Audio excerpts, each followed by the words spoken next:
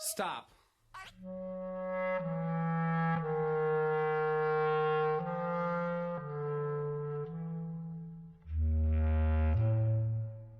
Would you like to say a few words to mark the occasion? With a gun barrel between your teeth, you speak only in vowels. I can't think of anything. Clube da Luta é uma reflexão crítica acerca da sociedade de consumo na qual vivemos e como ela afeta os indivíduos mais inertes. Isso justifica seu personagem principal não ter nome, para servir de metáfora à sua falta de identidade, mas também porque essa história não é só dele, mas de todos os dependentes do consumismo vazio, que na esperança de preencherem esse buraco com roupas, carros, celulares e todo tipo de aquisição supérflua, perdem sua própria essência para fazerem parte de um ciclo vicioso, onde somos avaliados pelo que temos e não pelo que somos. Doesn't have your name. Who are you? Cornelius? Rupert? Travis? Any of the stupid names you give each night? O protagonista do filme, também chamado de narrador, é um cidadão de classe média alta, que tem um bom emprego, mas se vê preso à mesmice da rotina, afirmando que os dias são uma cópia da cópia da cópia. Ele tem uma vida monótona e um trabalho que odeia em uma empresa de automóveis, cuja sua função é investigar os acidentes e verificar se a companhia é culpada. Embora tenha um lindo apartamento com todos os enfeites inúteis que se possa comprar, o personagem não se vê satisfeito com suas conquistas materiais. Isso porque passa quase todo o seu tempo trabalhando para poder se sustentar e, quando está livre, não possui ninguém para conversar ou incentivo para praticar alguma outra atividade. Assim, só lhe resta gastar seu dinheiro em bens de consumo. Things you own end up owning you. Sem nome, o narrador é a representação do cidadão comum, que vive em prol do trabalho a fim de economizar seu salário para finalmente gastar em coisas que não precisa, mas que a sociedade o pressiona a ter. Por causa desse ciclo vicioso, os indivíduos são transformados em meros consumidores, números, escravos de um sistema que define o valor e o status de cada um com base no que ele possui. Right. We are consumers. We are byproducts of a lifestyle obsession. O descontentamento do narrador com todos os âmbitos da sua própria vida o faz cair em uma crise de identidade. Mesmo sendo bem-sucedido profissionalmente e com estabilidade financeira, ele vive em constante angústia, o que, dentre outras coisas, lhe causa uma forte insônia. Ele não dorme há 6 meses. With insomnia, nothing's real. Ao visitar seu médico, o protagonista tenta dizer que acorda em lugares estranhos e que não sabe como chegou lá. O médico não presta atenção e não prescreve nenhum remédio para ele dormir. Ao invés disso, diz ao narrador que a dor real é sentida nos grupos de apoio, pelos homens que têm câncer testicular. A fim de tentar entender essa verdadeira dor, o narrador visita o tal grupo, e lá conhece Bob, um ex-fisiculturista campeão que teve seus testículos removidos e desenvolveu mamas por causa de um aumento em seus hormônios. Embora essas informações sobre o Bob não sejam relevantes, o narrador acaba chorando enquanto o abraça, e esse choro faz com que ele durma como um bebê à noite. Babies don't sleep this well.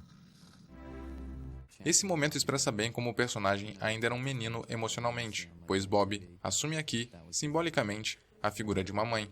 Além disso, os homens do grupo são representações caricatas do homem moderno, referido como castrado devido à falta de rituais de passagem que transformam meninos em homens. Ir em todos os grupos de apoio disponíveis na cidade alivia a insônia do narrador, até que surge Marla Singer no grupo de câncer testicular, como uma turista. Devido à sua mentira a refletir sobre a dele, o protagonista agora é incapaz de chorar e volta a sofrer com a insônia. I can't cry if there's another faker present, and I need this. So you gotta find somewhere else to go.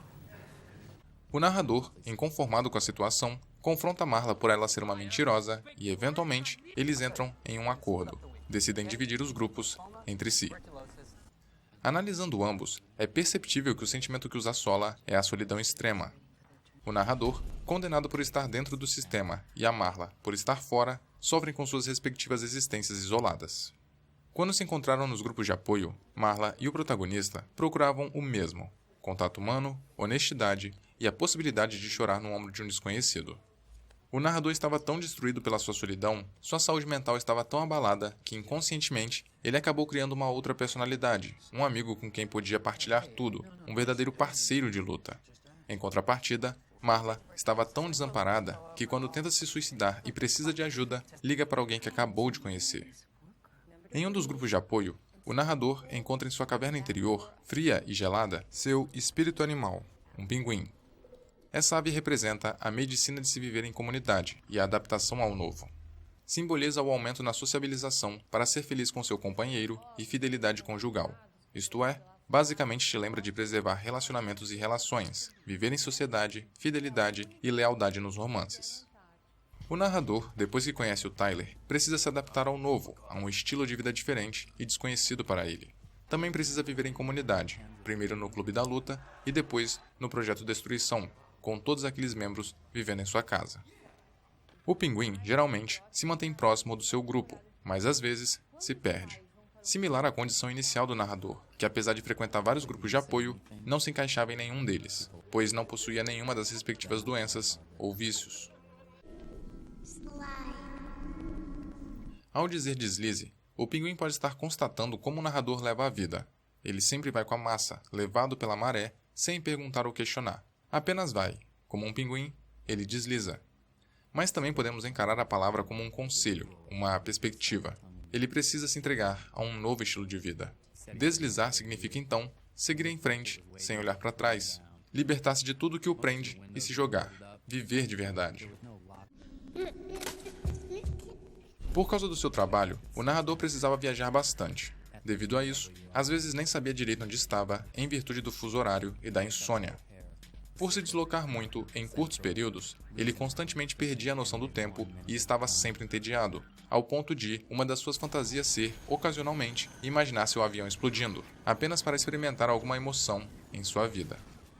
Posteriormente, somos formalmente apresentados no aeroporto a Tyler Durden. que antes havia sido mostrado em 4 momentos pontuais e quase imperceptíveis.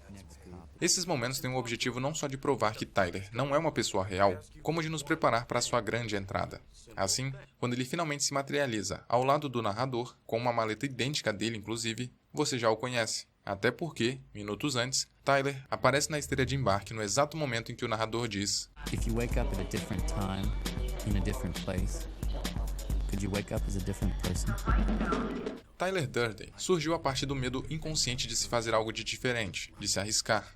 Por isso ele é um homem sem medo, sem distrações e livre. Um sujeito que não se importa em dizer e viver a verdade e que não se apega à riqueza material e nem se enquadra nos padrões. Reparem que o visual do Tyler é extremamente único. Ninguém se veste minimamente parecido com ele. Até quando veste uma roupa formal, seu terno é diferente do comum. Desse modo, podemos entender que durante todo o tempo em que o protagonista estava sonâmbulo, ele foi outra personalidade. Tyler, o fabricante de sabão, morador de uma casa decadente, que também trabalha meio período como projecionista e se aventura às vezes como garçom às noites. Cabe destacar que o sabão fabricado e comercializado por Tyler nas lojas de grife norte-americanas tem um simbolismo especial e irônico, visto que é fabricado à base de gordura humana que ele rouba do lixo das clínicas de lipoaspiração. We were selling rich women their own fat asses back to them. O mesmo sabão que nos leva ao antimaterialismo pelas ações do inconsequente Tyler é na verdade proveniente da forma mais pura de materialismo, a busca pela perfeição do corpo. Tal ato demonstra a ilusão da asepsia na sociedade do consumo e reafirma a ideia de ciclo vicioso, um sabonete feito com base nas sobras do corpo humano, isto é, a partir da obesidade provocada pelo próprio consumismo compulsivo. Gentlemen, welcome to Fight Club. Se Clube da Luta fosse filmado a partir de uma perspectiva em terceira pessoa, acompanharíamos um homem mentalmente desequilibrado, levando uma vida dupla. Durante o dia, como um funcionário de escritório comum, e de noite, como o carismático líder de um clube.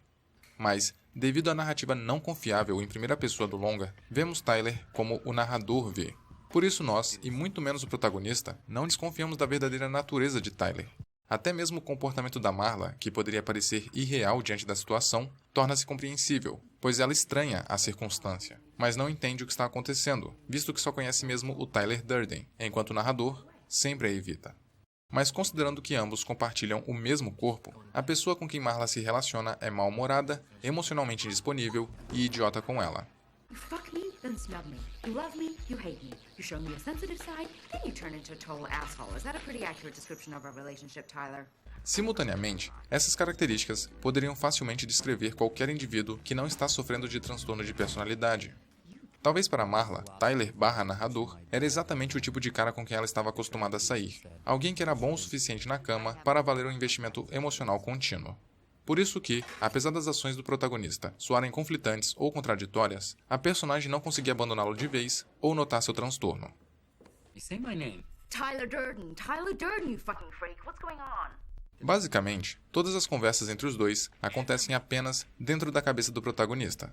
Mas às vezes, o narrador enxerga sua persona como um indivíduo diferente e, em outros momentos, assume completamente a personalidade do Tyler, enquanto este último sabe que é apenas um fragmento de uma mente inconformada com sua condição. Várias dicas são sutilmente dadas no decorrer do filme a respeito desse fato. For some reason, I thought of my first fight with Tyler. Por exemplo, na cena inicial, o narrador diz: I know this because Tyler knows this. Na cena do banheiro, ambos compartilham histórias que possuem muitos aspectos em comum. Sounds familiar. Same here. Quando pegam um ônibus juntos, só Tyler paga a passagem. Falando com seu chefe, o narrador diz: Tyler's words coming out of my mouth. Já no hospital, ele fala. Sometimes Tyler spoke for me. E discutindo com a Marla, o narrador repete exatamente o que o Tyler diz. This conversation is over. Como se essas não fossem evidências o bastante, mesmo o filme acompanhando dois personagens centrais na maior parte do tempo, Tyler e o narrador quase nunca interagem um com o outro na frente de outras pessoas. Apenas uma vez de maneira enfática, quando eles se envolvem em um acidente de carro junto com outros dois membros do Projeto Destruição. Essa cena é importante pois, no final dela, Tyler, que estava no volante, emerge após o acidente do lado do passageiro e puxa o narrador do banco do motorista. Outra pista se encontra em um comercial que vemos no hotel em que o narrador está. Aqui podemos observar o intérprete do Tyler Durden, Brad Pitt, no canto direito da TV. Isso pode significar que existe uma pessoa com a aparência física do Tyler na vida real, no universo do filme. Alguém que o protagonista provavelmente viu de relance na TV e inconscientemente associou a uma figura descolada. Ou talvez, uma brincadeira metalinguística ao insinuar que a contraparte do narrador originou-se do ator Brad Pitt. Quando o narrador liga para o Tyler e em seguida o Tyler retorna, também podemos conferir uma dica referente à ilusão em que o protagonista está, visto que a cabine telefônica não recebe chamadas. Além do mais, numa cena posterior, quando o protagonista está falando com o delegado sobre o apartamento, o Tyler diz: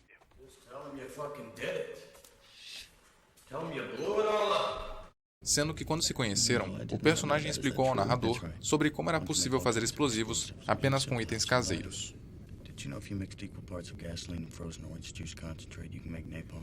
Quando se dá conta de que todas as suas coisas foram destruídas devido à explosão em seu apartamento, a primeira reação do narrador é de preocupação, mas que logo é substituída pela sensação de liberdade. Afinal, só depois de perdermos tudo é que somos realmente livres para fazermos o que quisermos. This is your life, and it's ending 1 minute at a time. Tyler, após ter desprendido o narrador dos bens materiais que o controlavam, começa a elaborar o seu plano para destruir o sistema capitalista e liberar o povo das suas dívidas, acreditando que estará salvando todas aquelas pessoas. Mas antes disso, ele precisa de macacos espaciais que lutem por sua causa, ou seja, de pessoas que esperam ser lideradas e não tomam atitudes por conta própria nunca. Like a monkey ready to be shot into space. Space monkey. Ready to sacrifice himself for the greater good. Uma geração sem guerra e sem propósito precisa de um motivo para ir para as linhas de frente, e Tyler estimula esse sentimento através da sensação de pertencimento, que atrai os homens para o líder do clube da luta, alguém que partilha a mesma revolta e promove o ódio pela sociedade capitalista que os excluiu, proporcionando-lhes a oportunidade de retribuírem, através da violência. We're the middle children of history, man. No purpose or place. We have no great war, no great depression. A violência surge como uma forma momentânea de fazer com que aqueles homens se sintam vivos. You weren't alive anywhere like you were there. Como é explicado pelo protagonista, o mais importante nas lutas não é ganhar ou perder, e sim as sensações que elas provocavam. Dor, adrenalina, poder. Era como se passassem o tempo todo dormindo e apenas acordassem no clube da luta, descarregando toda a raiva acumulada e experimentando uma espécie de libertação. Inclusive, a queimadura química que Durden faz na mão do narrador é um símbolo do seu poder, uma marca permanente da sua filosofia. First, you have to give up. First, you have to know, not fear, know that someday you're gonna die.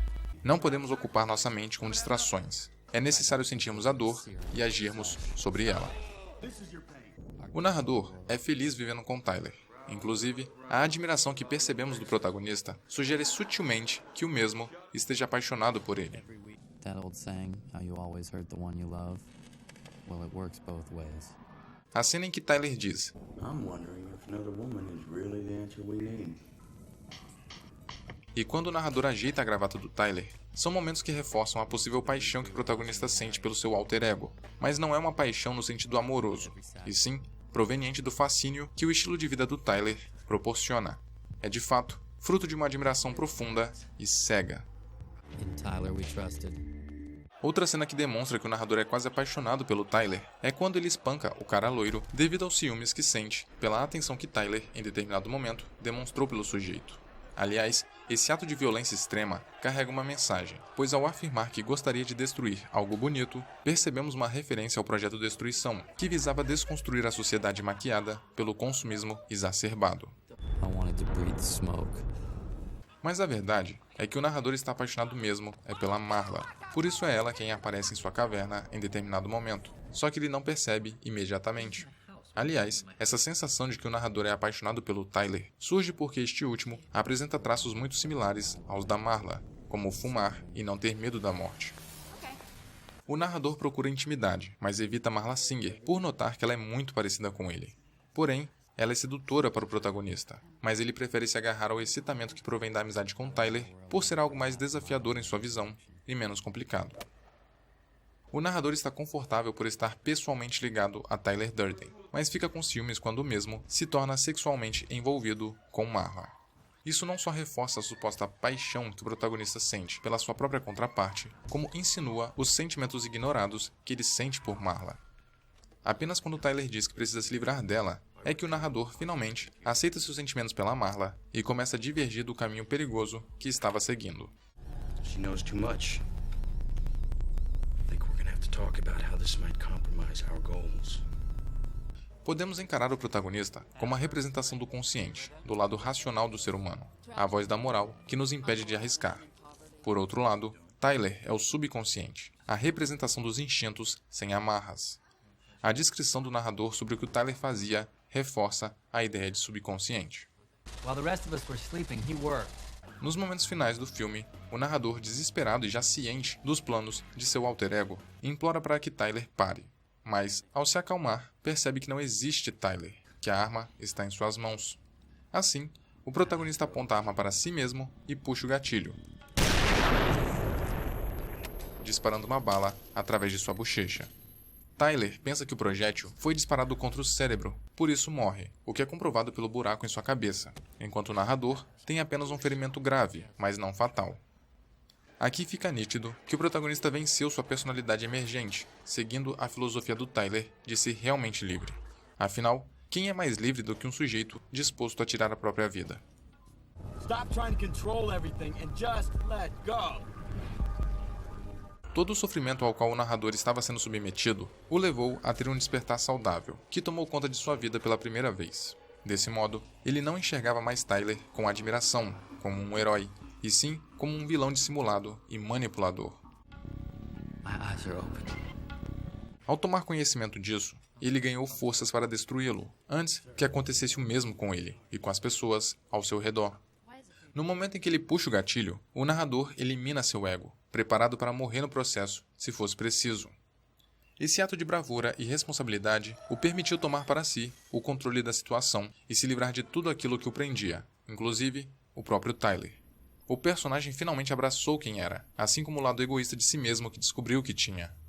Ele atingiu um estado de serenidade absoluta, onde conquistou todos os seus demônios e perdeu os vestígios de inseguranças. Mas é claro que nem tudo são flores.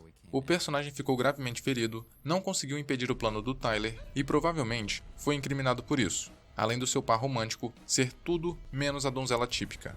Contudo, ele estava em paz e pôde finalmente renascer com o seu novo eu. Afinal, o narrador assimilou muitas das características do Tyler, tanto que seu visual mudou drasticamente no decorrer da exibição. You can't smoke in here. Clube da Luta termina com um projeto de destruição em prática, com várias bombas sendo detonadas nos porões de diversos prédios, onde os registros de créditos eram mantidos. Uma conquista que Tyler e seus seguidores acreditavam que lançaria o início de uma nova era de equilíbrio financeiro. Out these windows, we will view the collapse of financial history. One step closer to economic equilibrium. A visão que Tyler tinha de mundo era reconstruir não apenas em cima das ruínas do sistema financeiro, mas nas verdadeiras ruínas da civilização humana, como a conhecemos, onde os sobreviventes do eventual apocalipse viveriam suas vidas cercados por monumentos desmoronados e obsoletos ao consumismo. Considerando que dúzias de organizações anarquistas, independentes do projeto Destruição, se formaram nas cidades dos Estados Unidos, todas administradas por macacos espaciais, preparados para arriscar suas vidas por um novo mundo, é válido acreditar que essas explosões foram apenas o começo do Armagedon visualizado por Tyler, com todo o potencial de desmantelar permanentemente o sistema. I'm sorry. I still can't think of anything. Flashback humor.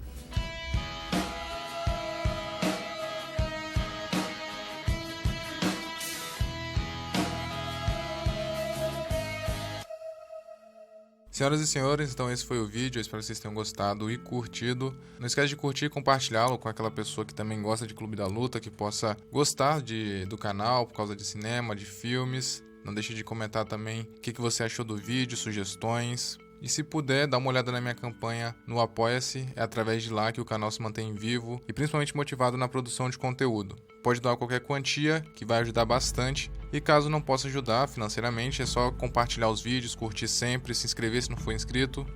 E é isso, eu vou ficando por aqui. Valeu, falou, abraço e até logo.